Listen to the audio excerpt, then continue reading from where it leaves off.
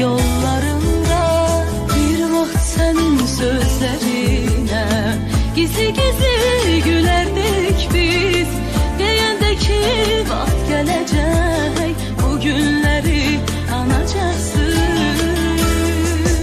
Əziz müəllimim, dediklərin doğru imiş, sətir sətir.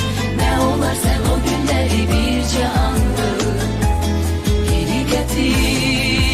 Əziz müəllimim, dediklərin doğru imiş, sətir sətir. Nə olar sən o günləri bircə anlıq geri gətir. Əziz müəllimim,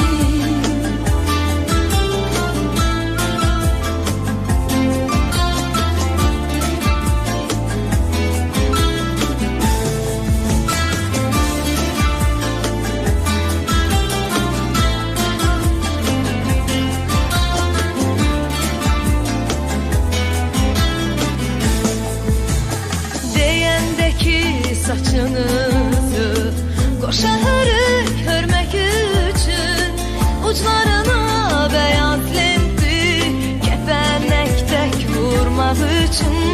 Siz çox şeydən keçəcəksiniz, elə desən için alab yanacaqsın, onda məni anacaqsın.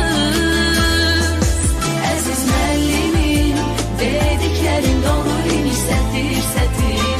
Nə olar sən o günləri bircə anlıq geri gətir. Əziz müəllimim, dediklərin doğru imiş, sətir sətir. Nə olar sən o günləri bircə anlıq geri gətir.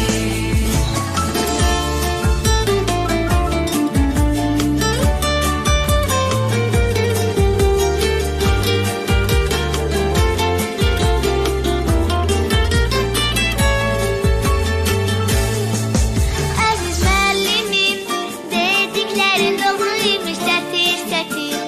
Nə olar sən o günləri bircə anlıq geri gətir. Əziz müəllimim, dediklərin doğru imiş, sətir sətir. Nə olar sən o günləri bircə anlıq geri gətir. Əziz müəllimim, dediklərin doğru imiş, sətir sətir. Nə olar sən o günləri bircə anlıq geri gətir. Əziz müəllimim, dediklərin doğru imiş, sətir sətir. Nə olar sən o günləri bircə anlıq geri gətir.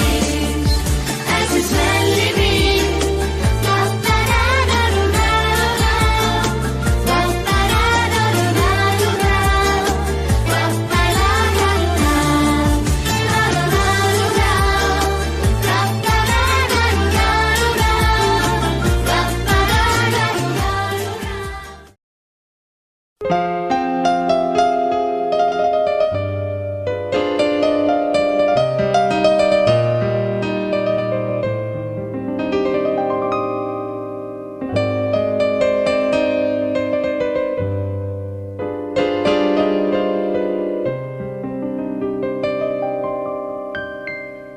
Geyimimiz, hüququmuz biridir, şagirdidir hamımızın adıda.